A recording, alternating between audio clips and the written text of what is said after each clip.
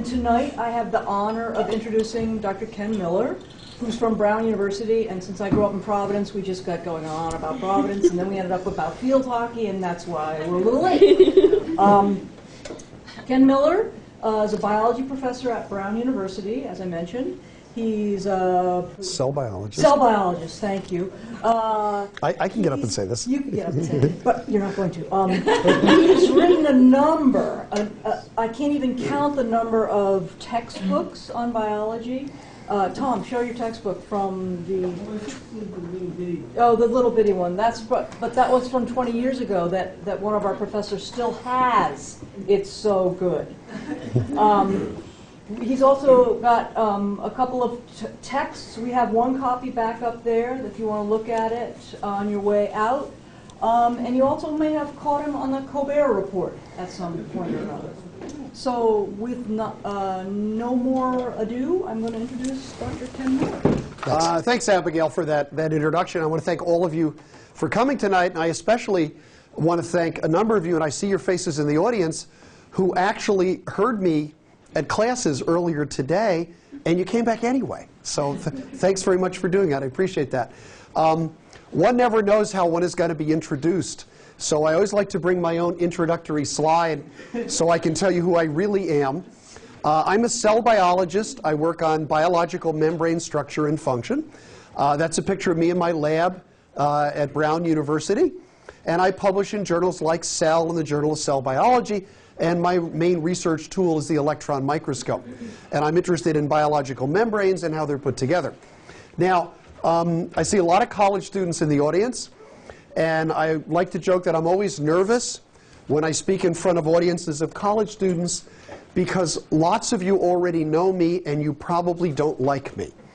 And the reason for that is if when you were in 9th or 10th grade, you took a course in biology and you used any of these textbooks, I wrote them. These are all called Biology by Miller and Levine, and I am Miller. And therefore, you owe that pain in your backpack to that big, heavy book to me. And Joe and I, in fact, have continued to write. And we have a new book that came out just about a year and a half ago. And our books, I know I'm always going to get a few groans when I show those covers, because our books are used in about half of the high school classrooms in the United States. And in the Northeast, the percentage is actually somewhat higher than that. Now, I live in a very small town called Rehoboth, Massachusetts. It's only about 8,000 people, even though it's one of the oldest towns in the United States. It was actually founded in 1642. And we call ourselves the birthplace of public education in America. You won't find that in many history books, but the reason for that is in American recorded history, our town was the first town to require residents to set aside the sum of $2 a year to be pooled in the town to hire a school teacher. So that's the reason we call ourselves the birthplace of public education. It would be more accurate to call Rehoboth the birthplace of the school tax. But we don't actually do that because it doesn't sound quite right.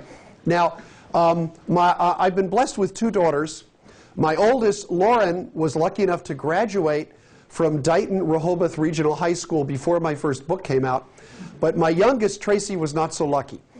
And Tracy had to suffer the indignity of using her old man's textbook for freshman biology. She used the one that had the, just barely see it, the elephant on the cover right there.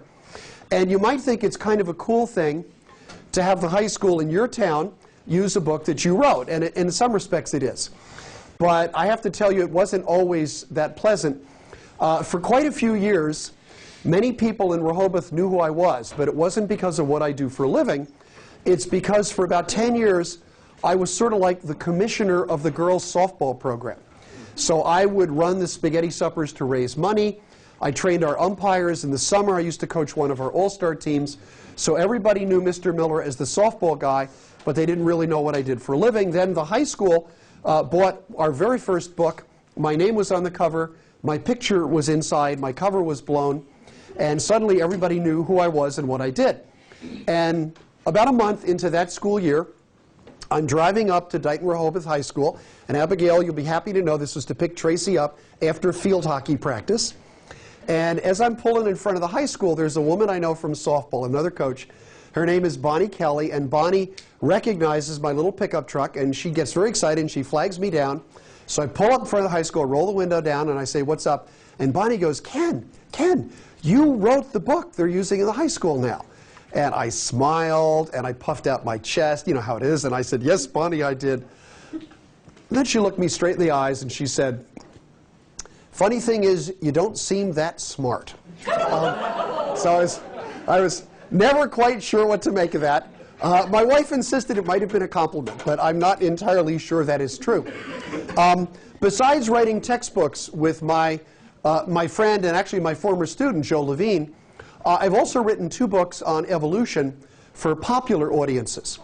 One is called Finding Darwin's God, A Scientist's Search for Common Ground Between God and Evolution. And I've been wanting to write a book like this for a long time. I finally sat down and did it. I thought it would be a little book.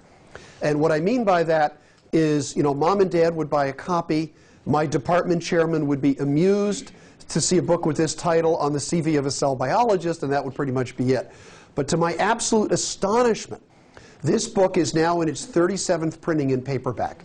And what that tells me more than anything else is how eager people are in America to see somebody address issues sort of at the interface between science and religion. Well, a lot has happened in the more than 10 years since I wrote that book.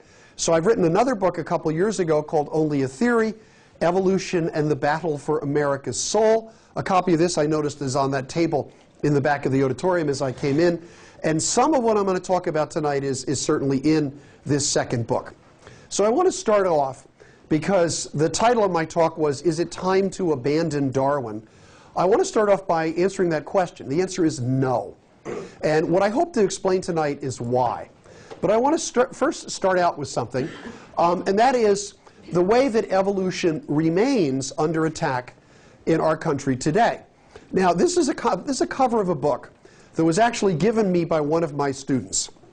And the occasion was, I had just finished a lecture. My lectures end at noontime, Monday, Wednesday, Friday. And the hall where I lecture is on the campus green at Brown University. And I finished the lecture right at noontime. I realized it was Ash Wednesday, and I literally just walked right out of the classroom across the green to the chapel, which is right there, and I attended Ash Wednesday services. And near the end of the services, I was walking out, and a student from my class, or a lot of my students were in the services, one of them looked at me like she had seen a ghost. And she came up to me afterwards and said, "Professor, what were you doing here today in the chapel?" And I said, "The same thing you were." And she said, "But you can't." And I said, "I can't?" You know, when I was hired here, I was told I was free to come and go around the campus, and I could do this sort of stuff. And she says, "You don't understand. You just finished a unit on evolution, and now you're in church receiving ashes on your forehead. You can't be an evolutionist and believe in God." And she said, "I'll give you a book tomorrow that will explain why." And this is the book she gave me. It's called Evolution, the Lie, and you can see evolution is equated to the apple in the mouth of the serpent, a very biblical image. And again, you might wonder, you know, why is evolution under attack? Some people might say it's because it's a shaky scientific theory, but I think there's actually a deeper reason. And let me explain this. The people who oppose evolution often wish that it could be removed from the science curriculum. Well, as a former student of science myself, what I would say to that is, why, if you're going to take one thing out of the curriculum, why take out evolution? Why not take out cell biology or physiology, or for God's sakes, why not take out organic chemistry? I can see that resonates with some of you. Okay. Well, the answer is given in a cartoon I'm going to put up here in just a second from an anti-evolution website. And I take things like this cartoon seriously. Over here, you see a series of bricks built on evolution. On the left-hand side, a series of bricks built on creation. Evolution is supposedly the foundation of lawlessness, homosexuality, pornography, and abortion. Now, if you really believe that evolution is responsible for a large number of things that you consider to be social ills, you might want it out of the curriculum as well. Of course, I could make a series of bricks about all the evil things I think organic chemistry is responsible for, but I don't want to offend the chemistry professors in the room, so I won't go there. But the same website had this cartoon, which I found remarkably instructive, which is we have a war shown here, evolution on the left, creation on the right. Creation flies the flag of Christianity. Apparently, if you're a Jew or a Muslim, there's no room for you in this fight. The humanistic flag is flown over here. The name of the founder of evolution is given over here. It's not Darwin. Look closely, folks. It's somebody else. And you can see up here what the fruits of evolution are: racism, abortion, pornography, euthanasia, divorce, and so forth. Although one of my scientific friends, I have this up in my office, one of my scientific friends looked at it and said, the evolution people are going to win because they're shooting at the foundations over here, which is the right way to bring a building down. But nonetheless, if you really think this is what's going on, evolution is going to be very, very troublesome for you. And in fact, evolution is an issue that pretty much divides Americans. And there are a lot of ways to show that. One of my favorite examples was an issue of Time magazine, only a few years ago, called The Evolution Wars. And in that issue of Time, they pointed out that in many surveys, most Americans actually reject the theory of evolution. They pointed out that our president at the time of this issue, George W. Bush, had spoken out saying that all theories ought to be taught in schools. Although look very closely at the face of President Bush there. My co-author pointed out this to me. Look at whose book they superimposed President Bush's face on. That's actually my textbook. I was very excited by that because, you know, we're always looking for new cover art for our book. And later on this year, there's going to be a textbook adoption campaign in the state of Texas. So for all I know, that might turn out to be the cover art that we want to use. And you saw it here first. But just to illustrate the nature of this controversy, in a period of less than 12 months, I found myself in federal court in these two states, Pennsylvania and Georgia, testifying as a witness in federal court on trials on the teaching of evolution. About a year later, believe it or not, I found myself in the middle of political campaigns in two other states. These were Ohio and Kansas, where state school board elections were turning not on the issue of budgets or testing or anything like that or teacher certification. They were turning on evolution. And you might wonder, what is that like? Because Vermont has a different system for their education. So I want to show you what it was like in one of those states. This is from the Cleveland Plain Dealer. That's the largest newspaper in Ohio. And this is about 10 days before the elections in '06. And you can see the headline, "Normally Low-Profile Contest in Spotlight, Evolution Debate at the Center of the State School Board Race." And what the paper pointed out was the contest for one seat in the Akron, Ohio area. And the leader of the anti-evolution forces on the board right here was the incumbent. Her name is Deborah Owens Fink. And her opponent, who is pro-evolution, is this guy right here. And you can't make this up. His name is Tom Sawyer. Very easy to pick this out on the ballot. And here's what a talk show host in Cleveland told his audience was at stake. He said, "If you believe in God, creation, and true science, vote for Debbie. If you believe in evolution, abortion, and sin, vote for her opponent." And you might think, with rhetoric like that, how did poor Mr. Sawyer stand a chance? Well, as it turns out, not only did Mr. Sawyer win his election, but pro-evolution candidates swept the state school board races in Ohio. And they've maintained that control to this day.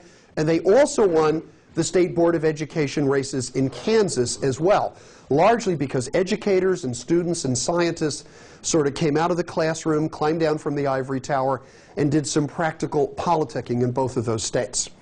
Now, we live in very interesting times.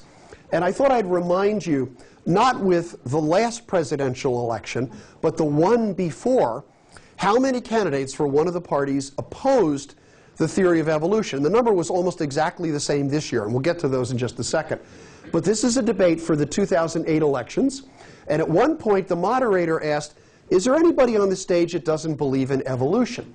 And as it turns out, 3 hands went up: Sam Brownback, Mike Huckabee, and Tom Tancredo. And to be fair, the next day, Ron Paul said that he'd been confused by the question, and if he'd understood it, he would have put his hand up too. So there were actually 4 candidates who said they don't believe in evolution.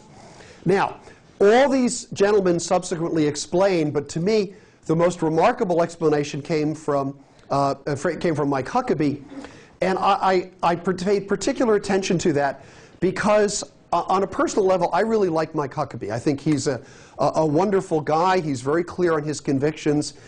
He's genial. He's fair-minded. I don't agree with him on many things, but I like the way that he puts things because there's no duplicity about him. He's very, very straightforward. And what he said about this was, if anybody else wants to believe that they are the descendants of a primate, they are certainly welcome to do so, although, of course, he did not. Now, the reason I found that so interesting is because, of course, living in Massachusetts and not all that far from New Hampshire, when I read that quote, I fantasized maybe sometime during the primary season. And, of course, as you all know in New England, during the primaries, you can actually meet these guys. I thought maybe I'll drive up to New Hampshire, Manchester, someplace like that, and I'll introduce myself to Governor Huckabee, and I'll tell him how much I admire him. I like his style. I love his sense of humor because he's a very funny guy. But I would have pulled him aside and I would have said, Governor, I got to tell you something. I'm a biologist and I just want to let you know, Governor Huckabee, you are a primate. And not only that, so were your mom and dad. So you are descended from a primate, whether you want to believe it or not. And I can imagine the governor then saying, well, who says so? Because if it's that Charles Darwin guy, I'm not going to believe anything he says. But I would then, this is my fantasy, I would have told Governor Huckabee, no, it wasn't Darwin. It was actually Carolus Linnaeus, Linnaeus, the father of modern biological classification, 150 years before Darwin, and a creationist who recognized that human beings, in fact, are primates. In fact, we are among the other great apes. And Linnaeus was such a creationist that in the front piece of his book, he wrote in Latin, Deus creavit Linnaeus disposuit. And I don't know how many of you have the Latin that's good enough to do that, but I suffered through several years of it in high school. That means God has created and Linnaeus arranges. So Linnaeus saw his work as sort of arranging God's creation. He was very much a creationist. Here's a picture of Linnaeus right up here, sharp-looking guy, probably had his brand new wig on to sit for this painting. And I went to the rare book section of our library, and I went to the trouble of finding his great work, First Classification of Species, and I scanned the page on primates. There it is, Primates, and the very first genus mentioned is Homo, that's us. So if you want to know who first identified human beings as primates, if any of you run into Governor Huckabee, help him out. Let him know that, in fact, we have known for a long time that human beings are primates, so when he says he's not descended from a primate, he's sort of missing the biological point. But let's go on from that. The current anti-evolution movement is called intelligent design. Intelligent design sort of hit its watermark, its high watermark in 2004, when the school board in a small town in Pennsylvania voted to instruct the teachers in that town to prepare over the summer a curriculum on intelligent design. And what happened is the biology teachers at Dover High School, at the risk of losing their jobs, refused. Now, Dover really is a small town. These are all the biology teachers at Dover High School. And they refused to prepare a curriculum. And then think about this. The school board then decided to write a lesson on intelligent design. And they asked the teachers, would you at least read it to the kids? And once again, the teachers refused. So the school board was reduced to sending the assistant superintendent into the classroom to read the intelligent design lesson to students while the teachers physically stood outside in the hallway, refusing to take any part in this exercise. The next day, 11 parents objecting to this policy filed a First Amendment lawsuit against the board. This was in December 2004. And what they charged was intelligent design was inherently and primarily a religious idea. So by having an agency of government, and that's what a school board is, inject a religious idea into the scientific classroom, the school board was promoting not just religion, but a particular view of religion that was at odds with theirs. And that's what the First Amendment protects all of us against. This was big news. And in fact, there were press conferences, a lot of TV coverage, and everybody looked forward to a great big, highly publicized trial that was to start just 9 months later. Now, in advance of the trial, the advocates of intelligent design figured they had this case won.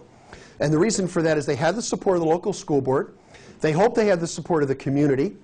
By the luck of the draw, that's how it works in federal court, they drew a very conservative judge, a lifelong Republican named John Jones III, who had been appointed to the bench 3 years earlier by President George W. Bush. And in addition to that, Judge Jones, many of you may know that federal judges have to be recommended for the bench by one of their state senators. The senator who recommended Jones for the bench was Rick Santorum. So therefore, they figured they could count on this guy and his conservative credentials. And one of them in his blog said he looked forward to the day when they could get the Darwinists in court under oath and break them down under cross-examination to get them to admit that evolution was just a lie. And what you see here is the NBC TV courtroom sketch of a typical Darwinist, namely me, on the stand in the first day of the trial, being cross-examined by attorneys for the other side. And if you look closely, you'll see my textbooks are piled up here. Finding Darwin's God is right there, and he's trying to make a point. And I have to say, nothing I've ever done in my scientific career has ever come close to participating in this trial. I was on the stand for the entire first day of the trial and almost all of the second day. And my examination went on for 9.5 hours. And when I went back to my university, my colleagues were asking me what was it like, and I said it was no problem at all. It was just like having the oral exam for your PhD over and over and over again, because that's pretty much how it went. Well, the trial, believe it or not, went on for 7 weeks. And by the end of the trial, what had happened is that it really demonstrated the collapse of intelligent design as anything even remotely resembling a scientific theory. And by the end of the trial, it was very obvious to anyone who had attended it which way the decision was going to go. And I have to tell you, the last day of the trial, and I'm sure you've all seen trials on TV. So you know, on the last day, the attorneys for both sides get up and make their closing arguments. And what happened is the attorney representing the school board, defending intelligent design, got up, and he pulled out one of those date books, a date minder book or something, and he started to fiddle with it. Nobody knew what he was doing. And then he looked up at the judge and he said, "Your Honor, I don't know if the court is aware of this, but this trial has gone on for 40 days and 40 nights. And then the judge leaned forward from the bench. You have to imagine him doing this from on high. And he looked the guy in the eye and he said, "But it wasn't by design." And that's when we were pretty sure that we knew what was going to happen. So I'll tell you what actually did happen in a second. But my job, and I was the lead witness for our side of the case, was to show what I call the icons of intelligent design were false. And what I mean by that is intelligent design advocates like to claim that certain aspects of the living cell are so complex they cannot have been produced by evolution. And these include things like little machines like the bacterial flagellum, complicated pathways like the systems of proteins that clot our blood, and interacting systems like the immune system. So what I attempted to do in my testimony is to explain how the notion that these systems could not have evolved was in fact not correct. Now, as it turns out, and many of you may know this, this was such a dramatic case that the television program Nova on PBS did a 2-hour special program on this called Judgment Day. And what I'd like to do now is just play a little clip from this to give you an idea of how dramatic this case was and the way in which it affected this small town. So just take a look. Here we go. On Nova. I believe there is an intelligent design. In the beginning, God created. Saying that you don't believe in evolution is almost saying we don't believe that the Civil War ever took place in the United States. An extraordinary court case ignites a small town. It's like a civil war within the community, there's no question. And puts science itself on trial. Very important things were at stake. One is the future of science education in this country. Nova reveals the story behind the headlines. Anywhere you turn, we were getting attacked. Witnesses started dropping like flies. And probes the question, is intelligent design a scientific alternative to evolution? Probably the subject of a science class. Or religion in disguise? It's a violation of everything we mean and everything we understand by science. Judgment Day. Intelligent design on trial on Nova. Now, I hope that narration was dramatic enough for you. The TV people call that the end of the world narration style. But this was a remarkable program. And it won the Peabody Award for broadcast journalism, which is sort of like the Oscar for journalistic work. And it's a remarkable program. You can watch this for free, streaming video on the NOVA website. And I would urge you to take a look at this if you want to understand what went on in the context of this trial. Because there were really 3 stories here. And they were told brilliantly in this. The first one was the scientific argument about evolution. The second story is the First Amendment case about what's permissible in schools. And the third one was the way in which this sort of tore this small town apart. And it really did, because there was a tremendous conflict within the town. So it's a remarkable story.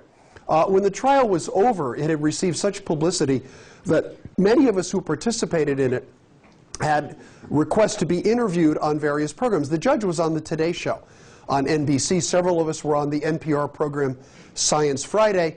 But most of my colleagues agree that I had the most interesting interview.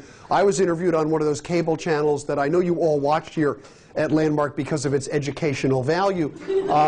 And of course, that was Comedy Central. So I ended up, yes, opposite Stephen Colbert on Comedy Central. And I was tempted to bring a tape of my interview tonight, but I decided I'm going to skip it. But if any of you would like to see it, all you have to do is to type Ken Miller on the Colbert Report, and my name will come up right away, and you can watch the interview. And in fact, I had so much fun on the Colbert Report that when my latest book, Only a Theory, came out, Stephen Colbert himself called me up and said, now I have an excuse to have you back. Do you want to go on the program again? So I've now been on the Colbert Report twice. And for all of you, especially those of you in the room who are professional educators, and I'm sorry to do this because this is a nice occasion this evening, but I have a depressing message for you, and I'm sorry about this. Here's the depressing message. It's about students today. And that is, nothing I have ever done in my entire scientific and professional career has ever won for me the degree of respect with my students of being on the Colbert Report. And when you think about it, that's kind of depressing. But nonetheless, there it is. And I tell people it's the most exciting 6.5 minutes of my life. So it was a remarkable thing to do. I haven't told you what the judge decided. Just before Christmas in 2005, he announced his decision, and that was intelligent design was simply not science, and it could not separate itself from its religious roots. This was front page news. Everything from the New York Times to USA Today. It was the lead story in the nightly news that night on all the networks, as it turns out. And it set off rejoicing among the parents in Dover. Because after all, it was the parents who objected to their children being taught this policy in the classroom. They were the ones that had the courage to initiate this case. And what I would love to pretend is that this anti-evolution idea called intelligent design had its day in court. Not just its day, but they had 3.5 weeks to lay out their case. And they simply fell on their faces. There was no science there. Their attempt to use intelligent design as a guise for religious instruction was very clear. The judge saw through this right away, and he immediately understood how solid the science is for evolution. But as it turns out, you all know that this battle is not finished. This is one of the reasons I wrote this book a couple years ago. And here's the other thing. The battle's not actually about evolution, which surprises many people. It's actually a battle about the nature of scientific reason itself. That's really what's at stake. And I think it matters. In fact, I think it really matters for the future of this country whether or not we win this battle over the nature of scientific rationality. Now, here's the interesting thing. Even if its most fervent advocates admit that intelligent design is a scientific failure, the person you see up here is named Philip Johnson. He's really the originator of the strategy called intelligent design. So I like to say that intelligent design, like a lot of really bad ideas, came out of the campus of the University of California at Berkeley. And the reason for that is Philip Johnson was a law professor at Berkeley. And he's the person behind the intelligent design movement. But right after that trial, look at what Johnson said in an interview. He said, I really don't think there is a theory of intelligent design that we can propose as an alternative to the Darwinian theory. He said there's no intelligent design theory that's comparable. And he also said no product is ready for competition in the educational world. So when I speak to parents and teachers, and I talk to them about what happens if someone says, why don't we teach intelligent design in the schools, tell them what the originator of the idea of intelligent design said. which is we got nothing. We have nothing that's ready to put into the educational world, and that's true. But even if its advocates admit that it's a scientific failure, it turns out it's kind of a public relations success story. Now, this is one of those charts you should never show in a PowerPoint presentation because most people can't even read what's up here. But what you've got are surveys of about 1,000 people in each of 33 industrialized countries, and they were asked, do you accept the evidence for evolution or not? And if you said yes, you're in blue. If you said no, you're in red. If you weren't sure, you're in the color in between. The countries that came out on top were the Scandinavian countries, Iceland, Denmark, Sweden, and so forth. I'm not sure if you can find the United States on the list, but I will help you. We are next to the bottom. The only country we beat was Turkey. And at the time, I found this significant because we actually had 2 Turkish graduate students in our doctoral program at Brown in molecular and cellular biology, and I had taught one of them. And I'm sitting in my lab and I'm reading this magazine, just marveling at this survey, and I see one of the guys walking down the hallway, so I stick my head out and say, Erkan, come here, you got to see this, man. So I give him the article, he sits down, he reads it, and then he turns the page to the place with the chart, and I can see his eyes go up and down until he locates Turkey, and he sees where it is, and he practically, I swear, he practically cried. He put his face in his hands and said, I am so ashamed. And I said, what's the matter? He goes, look at that. We couldn't even beat the United States. And you ought to think why that's funny. Because it says something about the worldwide perception of our country, something that I don't think is very flattering. And indeed, other people have noticed. This is an editorial from the journal Nature, most important scientific journal in the world. It's called Science Scorns. And several years ago they wrote, the anti-science strain pervading the right wing in the US is the last thing America needs in a time of economic challenge. And I think that's absolutely true. And I think there really is an anti-science climate in much of American public discourse. And I say that as a scientist, I'm kind of worried by that. I want to show you what I mean by this. So think about the last presidential campaign. In this year's election, the anti-evolution idea set off a tone for other forms of science denial. And I'll give you some quick examples of this. Here's one. Evolution? Absolutely not. I don't believe in that. So that's Rick Santorum, presidential candidate, saying he didn't believe in evolution. But wait. HPV vaccine. Her daughter suffered mental retardation as a result of that vaccine. Michelle Bachmann, another presidential candidate, coming out against vaccination. I don't believe global warming is real. Herman Cain coming out against global warming. And then finally, for my money, Rick Perry just trumped them all. Watch this.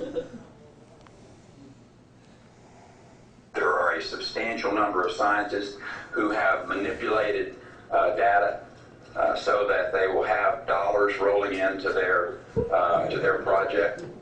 Okay, so that's it. And I say this to all the science professors in the room, and I know who you are. Yes, that's right, he got us. The reason we went into science was to get rich quick. Okay, that's something that we all do. But Rick Perry's not alone in this, so watch this. This is Noella Nickpour, who's a frequent commentator on political matters. She often appears on Fox News. I've seen her there many times. I saw her there election night. But listen to what she said about scientists and money and truth. Scientists are scamming the American people right and left for their own financial gain. So there it is, that science is a financial scam. And this is sort of in the mainstream media over and over again. And let me show you something I find particularly depressing. The #1 rated documentary film just a couple of years ago, I think this was 2009, was a film called Expelled. It was hosted by Ben Stein. I used to really like Ben Stein.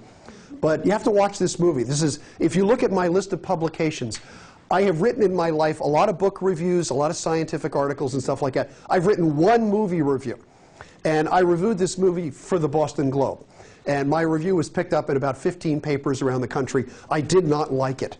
I haven't been asked to review any other movies, so I think my career as a movie critic is pretty much one and done. But the theme of this movie is that the single person most responsible for the Nazi Holocaust, in which 6 million human beings died, is not that guy. Rather, it's Charles Darwin. And you might find this impossible to believe, but watch the movie, because that is actually the argument. And even more disturbing, when Ben Stein was promoting the movie, he appeared on television, and I want you to listen to what he said about the role of science in society then and now. Here you go. In my opinion, this is just an opinion, that's where science leads you. That's right. Love of God and compassion and empathy lead you to a very glorious place. Science leads you to killing people. Yeah. Good word, good word. Science leads you to killing people. And, you know, that's almost too disturbing for words. I think it's true that basically the objections to evolution have led to a sort of anti-science climate in the United States in general. So what I thought I would do for the rest of the time that we have together is to say, now, what are the objections to evolution? Why does evolution bother people so much? And here are some examples of anti-evolution posters and propaganda, although I wouldn't call that propaganda at all. I would call that great art. Here are the sorts of things that I hear all the time. First of all, that the fossil record, our record of life in the past, doesn't provide the intermediate or transitional forms that evolution requires, so therefore evolution probably didn't happen. Second thing is, the mechanism of evolution couldn't possibly produce the changes in the genomes of humans and other organisms that would be required for the evolutionary process. And the third thing I hear from time to time, pardon me, is that evolution is inherently anti-religious. And therefore, evolution itself is an assault on faith, and that teaching it is a violation of religious freedom. An awful lot of people get deeply disturbed about the notion that their children will be taught evolution in schools because they regard it as antithetical to their faith. So I figured what I'd do is I would take those one at a time. So let's start with this no intermediate forms in the fossil record. This is an intelligent design textbook. It's called Pandas and People. It was actually purchased for the school kids in Dover, Pennsylvania. It's been used in many other school systems as well to teach intelligent design as an alternative to evolution. These are some of the images from the book. And to make the argument that there are no intermediate or transitional forms, what they do is they show kids pictures of an early amphibian called Ichthyostega. Here's the front limb of Ichthyostega up here, and a lobe-fin fish like this guy called Eusthenopteron. And here's its front limb. And basically they argue that evolutionists are so stupid that they actually believe that magically a limb like this suddenly changed into a limb like that. And here's what they tell students. How many different transitional species were required to bridge this gap? We don't know. But we do know that no such transitional species have ever been recovered.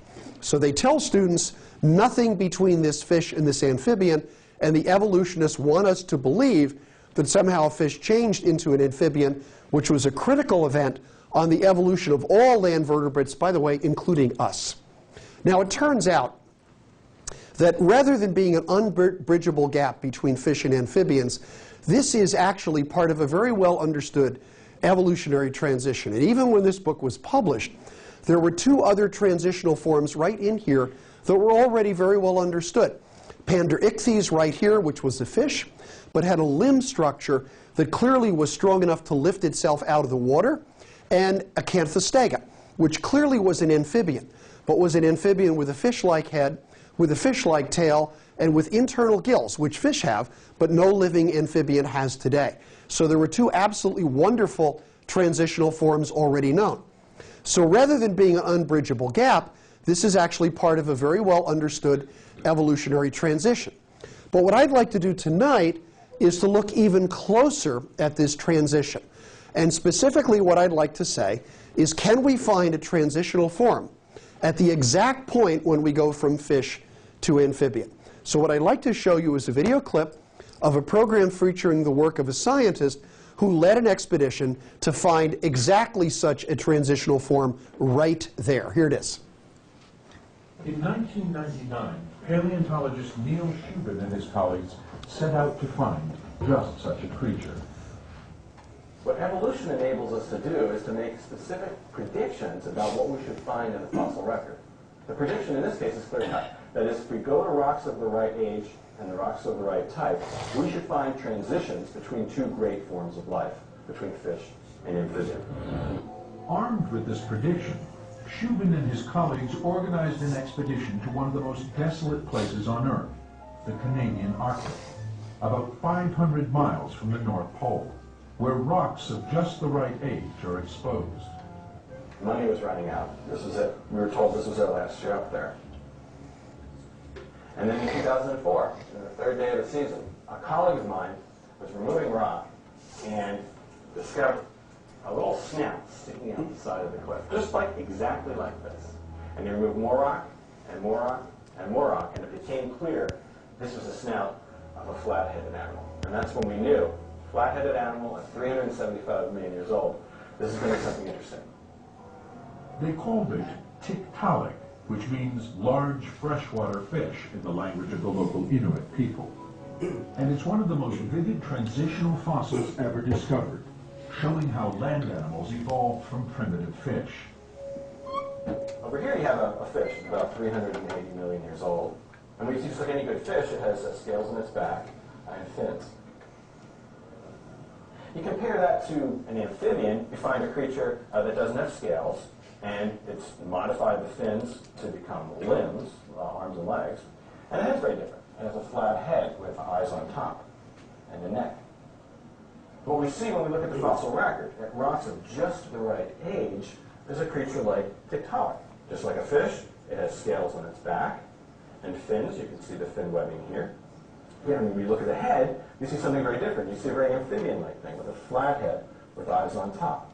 It gets even better when we take the fin apart. When we look inside the fin, as in this cast here, what you'll see is bones that compare to our shoulder, elbow, even parts of the wrist, bone for bone. So you have a fish at just the right time in the history of life that has characteristics of amphibians and primitive fish. So you have a transitional form that's so perfect, it's almost like you drew up on a drafting board. And it turns out that Shubin was not the only one to find a transitional form in this series.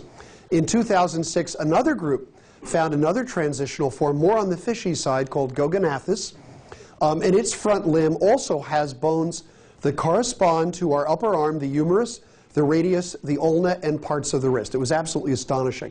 So in the case of just a couple years, we started with a pretty good evolutionary transition like this. Tiktaalik fits beautifully right in here, and Goganathus fits right in there. Now, I have a former student named Colin Purrington, who teaches at Swarthmore College. And Colin heard about my testimony in the Kitzmiller trial, and he called me up the next day, and he said, I read your testimony, it was very good. I said, thank you, Colin. And then he said, but you know, you're much too wordy. And I said, what are you talking about? And he said, if I had been on the stand, I would have cut my testimony down from 9.5 hours to one sentence. I said, one sentence? He says, yeah, it's such a simple sentence, I've made a bumper sticker out of it, and I'm going to mail it to you. And then he hung up. So 2 days later, I opened my mail, and there's an envelope from Colin, and it has a bumper sticker in it, and here's what it says. We have the fossils, we win. End of story. And I think that's a very clear way to sort of describe the situation. But the real reason that people argue against the existence of transitional forms is not because anybody cares about the origin of amphibians. It's because they care about the origins of us. It's to deny that there could be intermediates between humans and other animals. Well, it turns out, surprisingly for many people, that the fossil record that documents the origin of our own species is much more complete than most people are willing to admit. We have marvelous specimens like these guys right here that show our pre-human ancestors, and it seems every couple of years there's another major discovery in Africa. And I know because I came back last week from a meeting of paleontologists that there are 2 or 3 other major full skeleton discoveries which are now waiting to be published and are going to come up in the next couple of years. So the flood of information about pre-human ancestors is absolutely amazing. And in fact, rather than having a missing link, when we look at all the pre-human fossils have been discovered, what we see is there's not a missing link. Rather, there's almost a continuous record of evolution that links us to our pre-human ancestors. Now, I have to tell you, one of the most dramatic demonstrations of this was done by a guy who's actually still a grad student at Cal Berkeley, and this is a friend of mine named Nick Matsky. And Nick took this very boring paper that he found in the literature, in which the investigators had measured the cranial capacity of every pre-human skull that had ever been discovered. So this paper, like I said, is just page after page of tables like this. And what Nick did was to type the data into an Excel spreadsheet so they could all be examined at the same time. And look what he came up with. On the left-hand side, we have cranial capacity. On the bottom here, we have millions of years before present, with 0 being the present time. Every dot represents a complete skull. So that's how many we have. They're color-coded by species. And I want you to look at this smooth and continuous increase in cranial capacity up to about 13 or 1400 cc's, which is what we have at the present day. And do you see a gap between humans and non-human primates? The answer is no, there isn't. And what we see is a very clear evolutionary record. Now, I have to confess that I'm not a fossil guy, so I'm not really qualified to look at this. But what I'm much more interested in, I know the fossils are there, is DNA and RNA. What is the genetic mechanism that could have done this sort of stuff? So what I'd like to do, basically, is to tell you that to biologists today, fossils are good, and fossils are very detailed, but the record of evolutionary changes is very clearly written into the human genome, and I want to give you a couple of examples of that. Right before that trial in Pennsylvania, Nature published the DNA sequence of the chimpanzee genome. This was actually 2 weeks before the trial started. And in the lead article, the authors wrote, more than a century ago, Darwin and Huxley proposed that we share recent common ancestors with the African great apes. Modern molecular studies have spectacularly confirmed this prediction. Indeed, they had. But we had a dilemma before the trial, because when I started to explain to the attorneys the nature of the molecular evidence, they said, you know, Ken, if you talk about the percentage of conservation of synteny, which is important to a molecular biologist, you're going to put the judge to sleep. And he said, you're going to have to put this in language, and I hope I don't offend anybody in the audience, put this in language that is so simple that even an attorney can understand it. So that was the idea that what we had to do. So I want to show you, first of all, not something we used in court, something that came up more recently, and then I want to show you what we did use in court. So I'll start with this other thing first. Anybody who has studied embryological development knows, pardon me, that placental mammals, like us, your dog, cat, horses, all sorts of placental mammals, develop as embryos and produce a yolk sac. This is actually a scanning EM picture, a light micrograph picture here, made by endoscopy, sticking a little TV camera up through the uterus of an early human embryo, and this is its yolk sac right here. This is a image from Gray's Anatomy showing the embryonic disc. Right here is the embryo, right in the center. Here's the yolk sac below it, and the developing amniotic sac is above it. And what will happen as the embryo develops is the amniotic sac will come around it, the yolk sac will remain on the ventral surface, on the belly.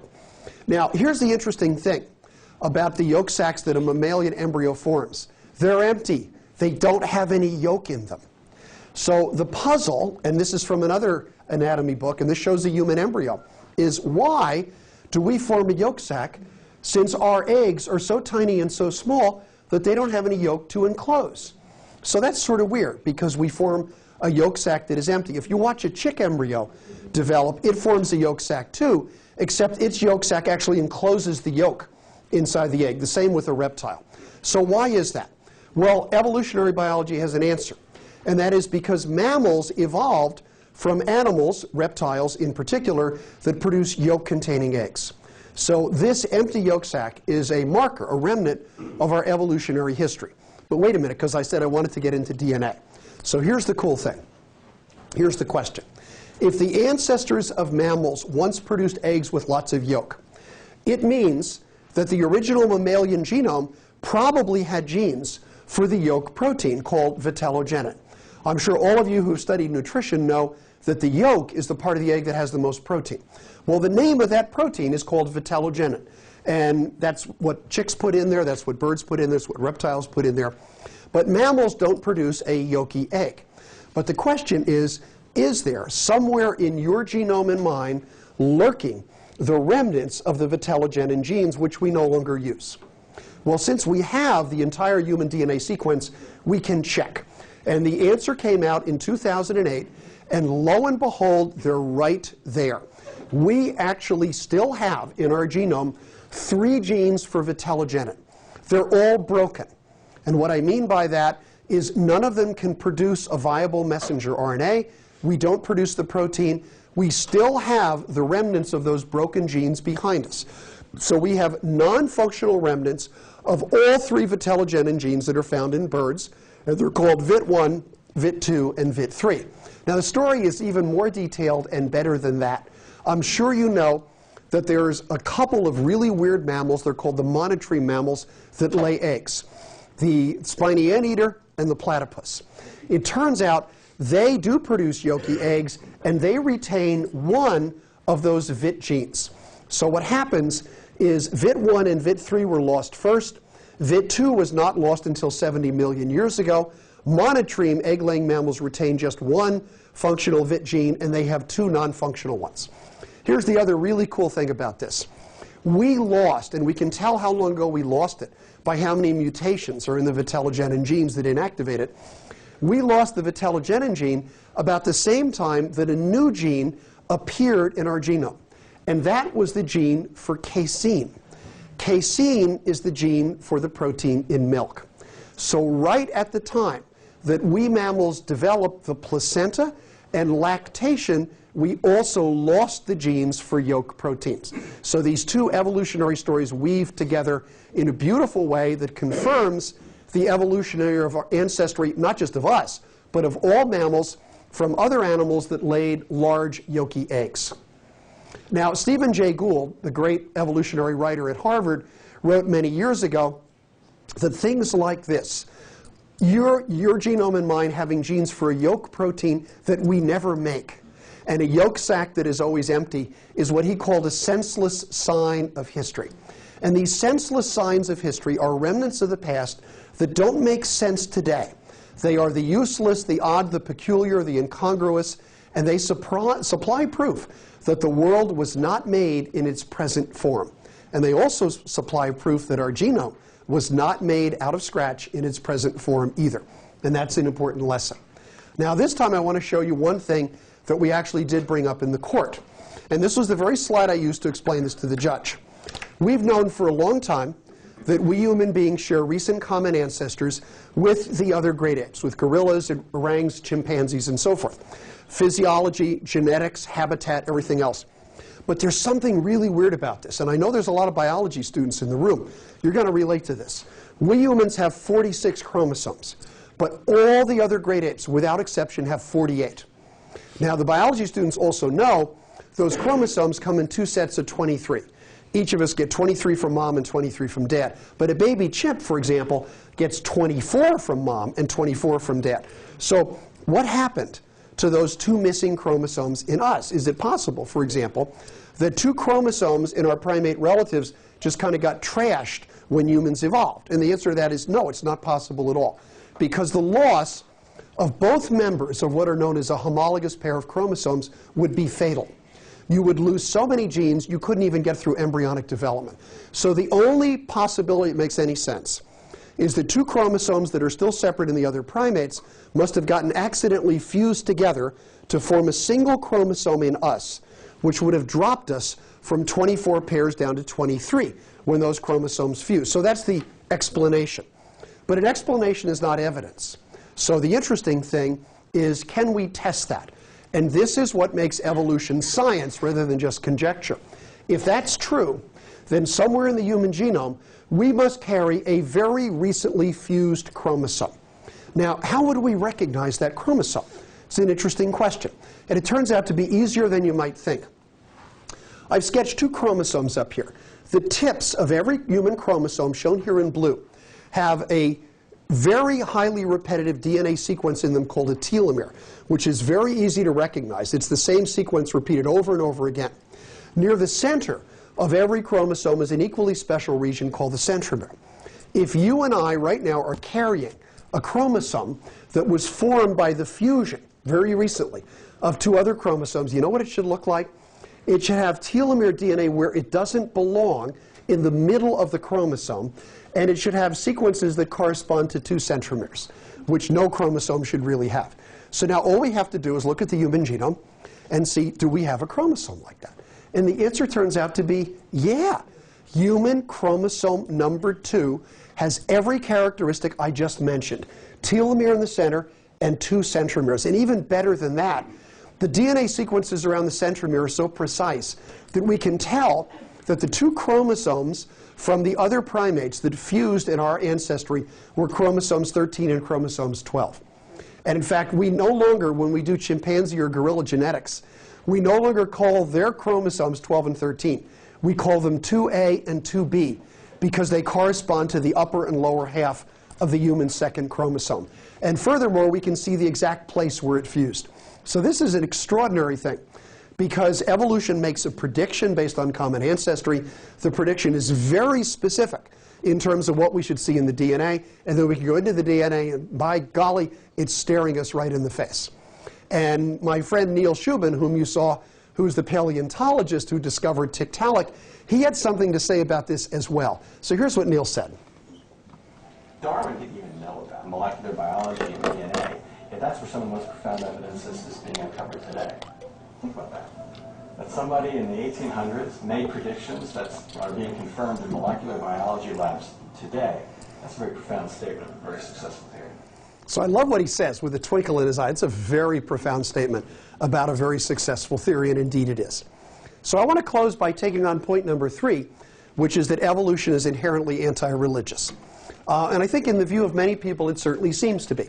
Now, I'll lay one card right on the table. It's true that modern geology, astronomy, anthropology, biology, all of them, tell a story of origins which is quite different from the book of Genesis.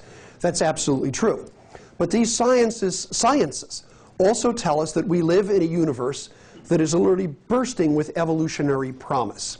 And I think there are religious ways to interpret and understand that. And I'll show you what I mean by this. To religious people, the source of the order and beauty that is revealed by science in the universe around us is very clear. And that is the ultimate order, the ultimate source for all that order has to be God. If you're not a religious person, that order is still there. You can still see it, and it must have another source. But either way, the study of that nature is exactly the same. And I would argue that ultimately, that is why science is compatible with faith, which is that science can be done by people who are atheists and agnostics, and it can also be done by people of faith, because ultimately we are all looking for the same answers in terms of how is the world put together. Every now and then someone tells me that science is inherently materialistic, and since faith is not, science must be hostile to faith. And I would argue that's not true at all. A material science devoted to the study of nature need not be hostile to religious faith, and neither must such faith be hostile to science. When people argue that materialism is somehow anti-religious, I like to point out something that the great Christian writer C.S. Lewis said. It's a very simple statement, and that is, God likes matter, he invented it. And therefore the notion that science works for material explanations is not inherently anti-religious at all. Carl Sagan, the great astronomer and himself an atheist, said almost the same thing, that we human beings are a way for the cosmos to know itself. And if you think of us as being derived of matter and energy, which we certainly are, we have become conscious matter and energy, and that is, we are a part of the universe which is self-aware, which is a remarkable thing to think about. Does science make belief in God obsolete?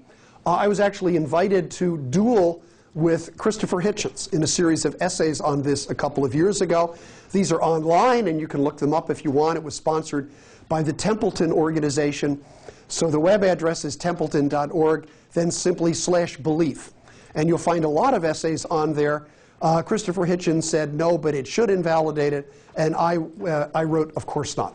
And I have to tell you, it was a pleasure to sort of cross intellectual swords with Christopher Hitchens. We wrote 3 dueling essays in response to each other.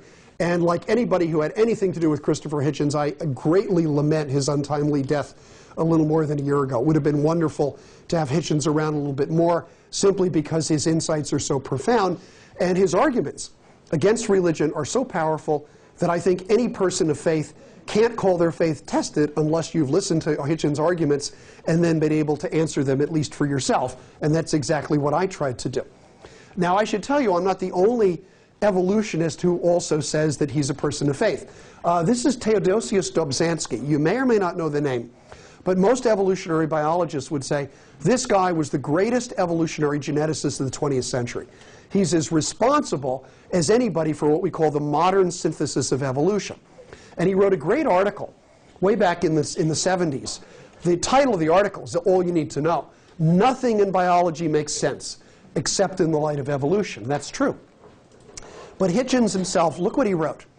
The diversity of life is reasonable and understandable if the Creator made the living world not by caprice, I would say not by intelligent design, but by evolution propelled by natural selection. And then he wrote, it's wrong to have creation and evolution as mutually exclusive. I, Dobzhansky, am a creationist and an evolutionist. Dobzhansky was a Christian. And he wrote, evolution is God or nature's method of creation.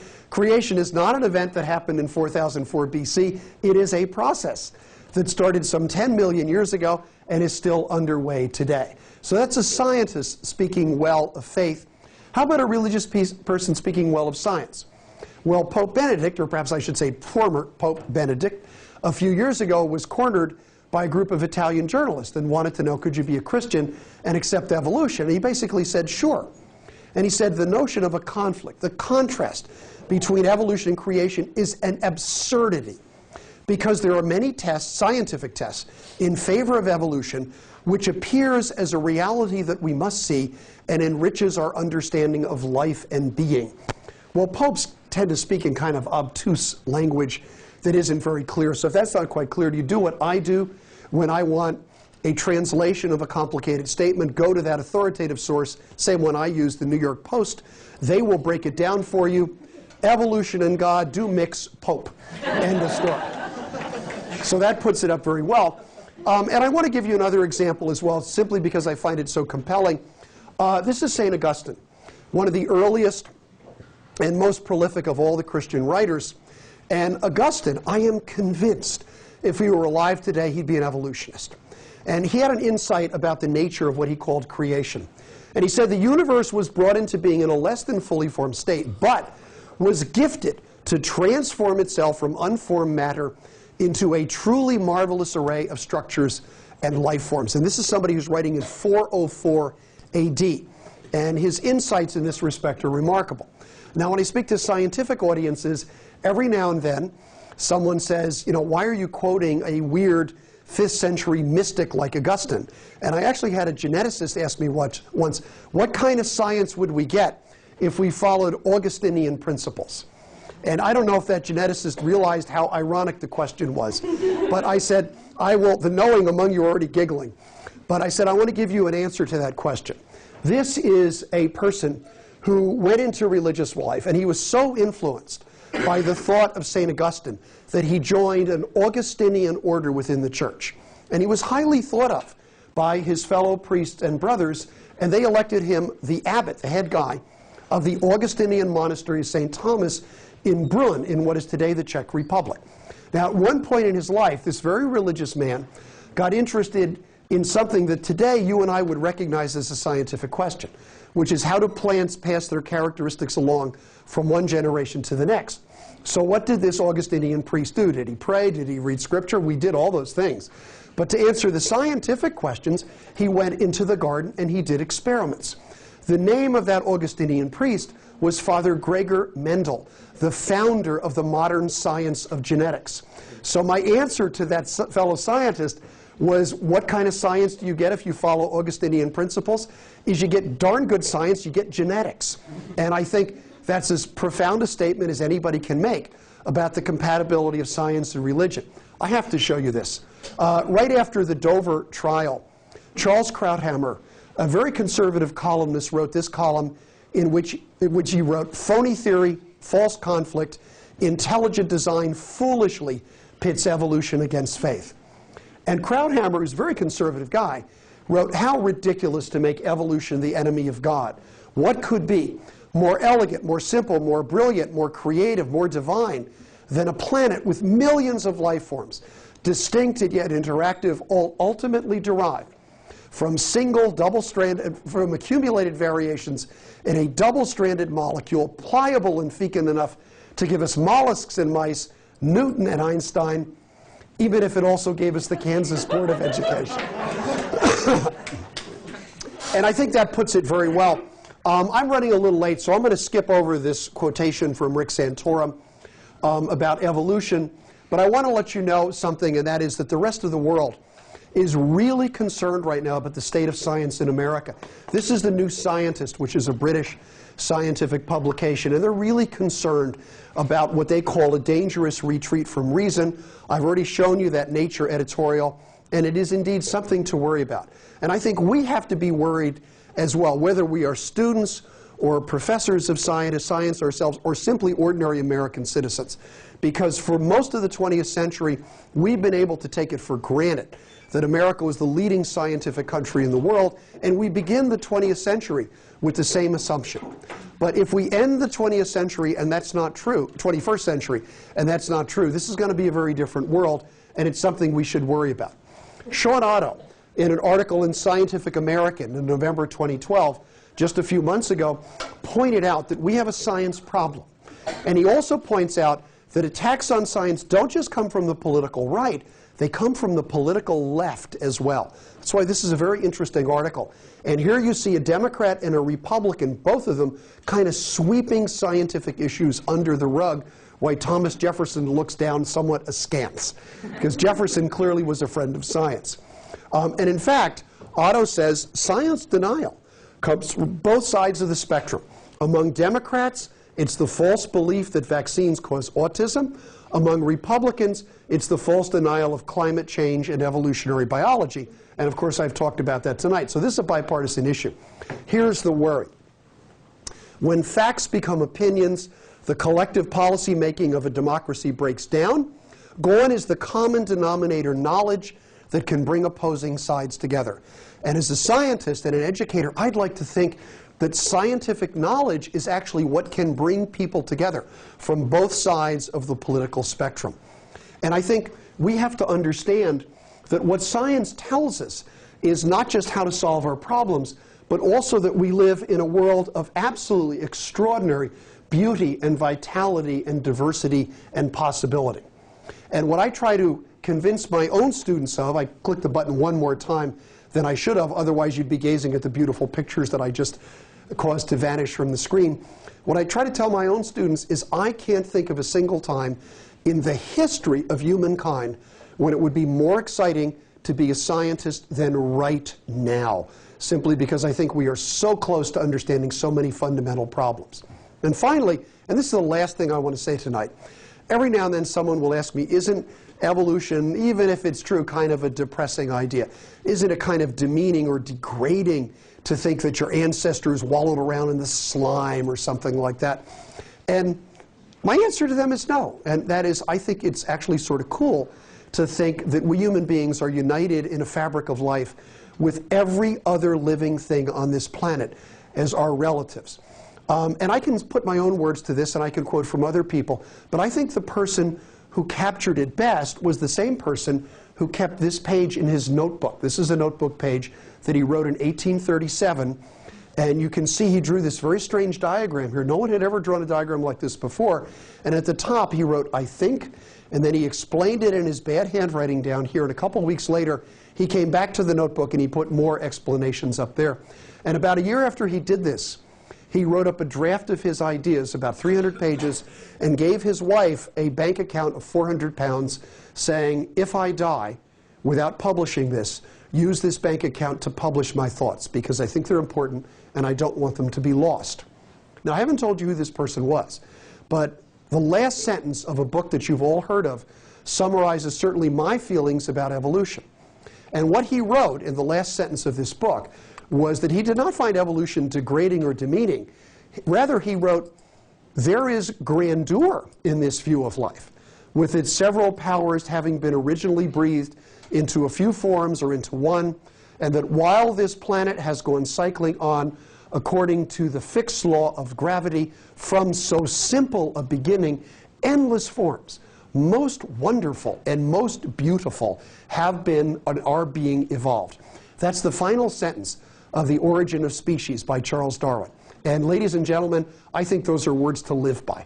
Thanks very much for coming tonight. I appreciate it.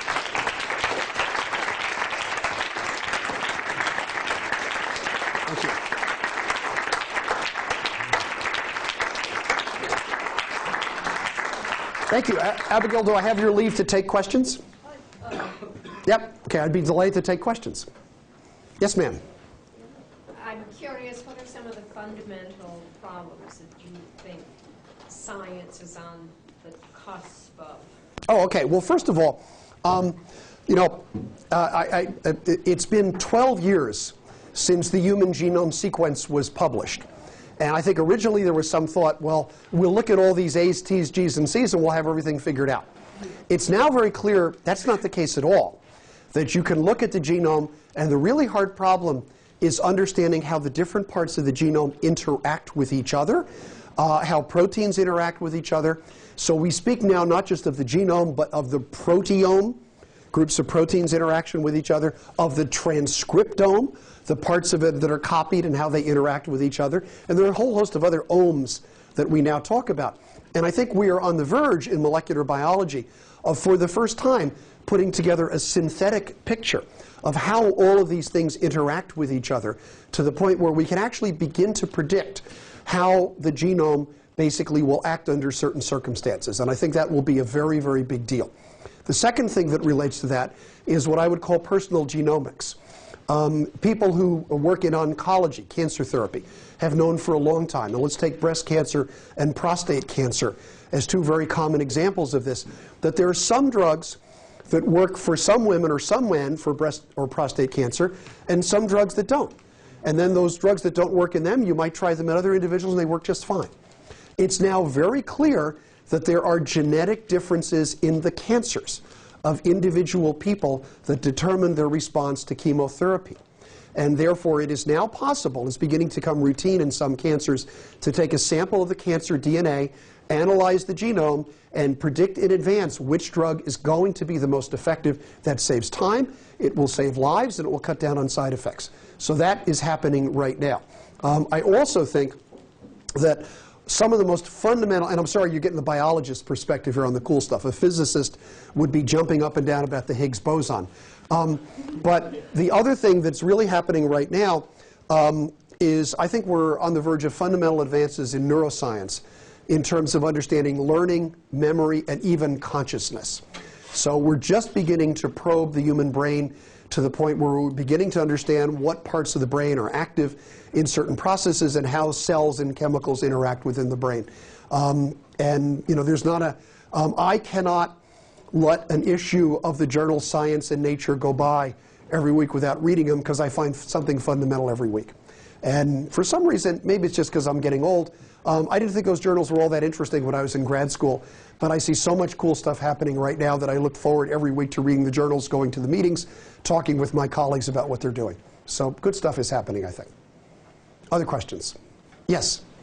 Do you think that maybe we can sort of like backpedal to the point in which we're kind of like believing in science, or do you think we'll actually see like science denial more or less leave? I have to confess right up front that I'm an optimist about many things, and I think ultimately the battle for scientific acceptance in the United States can be won. And I think in some respects, and this may surprise you, there are many polls that show that the level of scientific literacy is actually higher among adults in the United States than it is in Europe. And that surprises people in many respects, but it's because I think so many Americans have jobs in science and technology. And also I think Americans, by nature, I think we're very practical people, which is what works is what we like. And science works. And I think people are gradually beginning to realize that. And quite frankly, the politicians in the last two elections who, for example, embraced an anti-evolution or anti-global warming agenda, they didn't do very well in the electorate. And I think basically your people in the Republican Party, like Governor Bobby Jindal from Louisiana, saying he's tired of being a member of the stupid party. And he wants Republicans to respect science. And I'm always very quick to point out to people that Richard Nixon started the war on cancer, which was the basis of many of our fundamental breakthroughs on cell cycle control and things like that. That Dwight Eisenhower was a great conservationist. That Ronald Reagan was a great friend, not an enemy of science at all, but a great friend of basic research. And I would really like to get back to the days when science was not politicized, when both parties saw that the future of this country was, in fact, in world leadership in science and technology. And I'm actually optimistic that the self-examination that conservatives and Republicans are doing after the election, last election, is actually going to lead that way. So I'm very hopeful that will happen. And I think the United States, because we're an international nation, and what I mean by that is we take in so many people in science and technology from other countries, and so many people I know from Europe and Asia have come here to work and to make this place their scientific home. I think ultimately that's going to continue, because I think we have special advantages along those lines. But as I warned you at the beginning, I'm an optimist about this. But you know, if you're going to be pathological about something, I think optimistic is a good way to be pathological. Okay, I mean, the United States is still where it is in terms of basic science. And in fact, I'll take my own field, which is molecular biology. There is now a great center of molecular biology in Europe, in Heidelberg. It's called EMBL, the European Molecular Biology Laboratory. And when they put EMBL together, when it was established about 15 years ago, the overt goal, the goal that its own organizers said, is we want to create an American-style molecular biology laboratory. And what they meant by that is informal, no walls, no hierarchy, where grad students can do the same sorts of things that full professors can do, and so forth. So they saw something in the American style to emulate. And actually, that's the kind of self-criticism right now that's coming out of scientific circles in Asia. So for example, Chinese scientists are wondering, we put a lot of, China, bless their hearts, has put an enormous amount of money into science. They're putting an enormous amount of money into basic research. That has to be a good thing. I think more scientists in the world, the better, even if they're in China, that's fine. But they're wondering, you know, basically, can we build together a scientific establishment that is as creative as the American scientific establishment? So other countries still look at us as the place to emulate, and I think that's a good thing. Other questions? Yeah. The sort of more religious type of institutions sort of supporting science at all? Is this something that you're finding that is present, or it's just people in general? Or is... Now, you said you taught CCD, yeah. From which I'll infer that you're Catholic, yep. As I am as well. And as it turns out, with respect to the anti-evolution movement, the Catholic Church is not the problem. Oh, yeah. There are plenty of Catholics who reject evolution, but on an official level, Pope Pius XII, in 1948, the year I was born, wrote an encyclical basically supporting the idea that evolution is not inherently anti-Christian. John Paul II wrote exactly the same thing. I showed you what Benedict said. Pope Francis hasn't said anything about it yet, but I have two reasons to be optimistic about Pope Francis. The first reason is he's a chemist. He has a master's degree in chemistry. So he's trained as a scientist before he went to the seminary. So that's reason number one. And reason number two, he's a Jesuit. And the Jesuits are the smart guys in the church. So I at least, you know, if there was someone here from the Benedictine order, the Dominicans, they'd be furious that I said that. But I'm very optimistic about that as well. But gradually, you see other mainstream faiths realizing that they have to make their peace with science. And I'm very fond of quoting Thomas Aquinas. And Aquinas is a scholar, and I like to quote Aquinas because he's generally accepted by both Protestants and Catholics and Orthodox Christians as well. And he wrote in the 13th century. And Aquinas' project, basically, this is sort of a short version of it, was to Christianize Greek philosophy. In particular, he wanted to Christianize the scientific philosophy of Aristotle. And basically what Aquinas argued is that faith and reason are both gifts from God. And the only way we can find genuine truth is to combine faith in the Creator and the orderliness of the universe with the use of reason to understand how the universe works. And again, I think today Aquinas would be very much at home with modern science. And I think more and more religious people are realizing that. Yeah, I think it was Aquinas who said something along the lines of, like, if there is someone was like, basically, if you see something proved that contradicts your faith, it's not faith that needs to change. It's you need to adjust how you. Yeah, he said something along those lines. He may have said something like that, but the person who said it earliest and most clearly was actually Augustine. And Augustine actually wrote in a book. He wrote a book called On the Literal Meaning of Genesis. And in that book, he wrote that if the evidence of our senses, which today you and I would call empirical science, contradicts our interpretation of Scripture, we must realize that our interpretation is wrong, and we must come up with a new one that fits reason. I think that's what I was thinking about, yeah. Yeah, exactly right. Good. Other questions? Yeah. Do you feel that a lot of the sort of power of the anti-evolutionary argument comes from the framing of it as a theory? They say, oh, well, it's a theory, so it's not proved to be true, but intelligent design is a theory, so it is. Hey, one theory, my theory, your theory, one theory is as good as the other. Yeah, the answer is yeah. I think a lot of it comes from the semantic power of saying, it's just a theory. And I've actually had serious discussions with my scientific colleagues who have argued we need to call evolution something other than a theory. Like, how about the law of evolution? Or law sounds pretty good, and that sort of stuff. And again, I don't really think so. I think we have to develop a better understanding among the general public of what a scientific theory means. And in science, and this is sometimes hard for lay people to think about, fact is a level of understanding that's down here, and theory is actually a higher level of understanding. Because what theories in science do is they take lots of individual isolated facts, the sequence of this gene, the shape of this fossil, the biochemistry of this organism, and what theories do is they pull them all together into an explanatory framework. And ultimately, the only good theories are ones that can explain many, many facts and are testable and pass that test. So yes, evolution is a theory in the same way that we talk about atomic theory or the Copernican theory of the solar system or the theory of gravitation or the germ theory of disease. That's the respect in which evolution is a theory. So yes, I think it gets a lot of mileage from that, because people can be equivocal about what theory means, but I think it's up to us in science not to be equivocal, to say that theories are powerful explanations that have to make predictions, and those predictions have to be borne out. When I showed you the evidence for chromosome fusion in human chromosome number 2, that was a perfect example of the theory of common ancestry being tested by a DNA sequence and being upheld. Okay, maybe one more question? Yeah. And I'm kind of going back to this again. When it comes to science denial, who do you think is more talking about science denial? I think politicians, scientists, religious leaders, who? Exactly, it's more like saying science is wrong, in a way. So are you asking me, who's the worst guys here? Or? I'm probably who the bad guy is. Who do you think is just mentioning it more as thinking that science is wrong, kind of? Well, it's very easy to point the finger at politicians in a broad sense, because nobody likes the word politician. When somebody's running for office, someone might say, my opponent is just a politician. Never mind that if you're running for office, you're a politician too. But very often politicians, I'll take Bobby Jindal as an example. And the reason for this is, to some extent, I have some respect for Jindal. Jindal's the governor of Louisiana.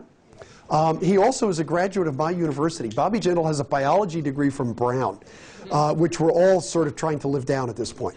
But at one point, his legislature passed something called the Louisiana Science Education Act, which basically allows people to bring unapproved material into the classroom with permission of the local school board to help students explore controversial theories like evolution, global warming, and human cloning. Now, this was widely seen as allowing creationist propaganda in there. This act, and I'm making up these numbers, but they're about right. They passed, for example, the lower house of the state legislature by a vote of something like 97-4. The Senate, same sort of thing. A lot of scientific organizations went on record as urging Jindal to veto the legislation. I discovered, I looked in the registrar's records, I did not teach Bobby Jindal when he was an undergrad at Brown. Okay. However, my colleague Arthur Landy, who's a member of the National Academy of Sciences, this is a big deal to be a member of the National Academy, and teaches genetics at Brown, he did teach Bobby Jindal. So Art and I sat down and we wrote an open letter to Governor Jindal urging him to veto the Louisiana Science Education Act, and it was published in the New York Times under headline, college prof urges his student to veto this. Jindal did not veto it. Now, I'd love to say he's part of the problem, but I want you to think about it from the point of view of a practical politician. one of the things that every politician wants to do is get reelected.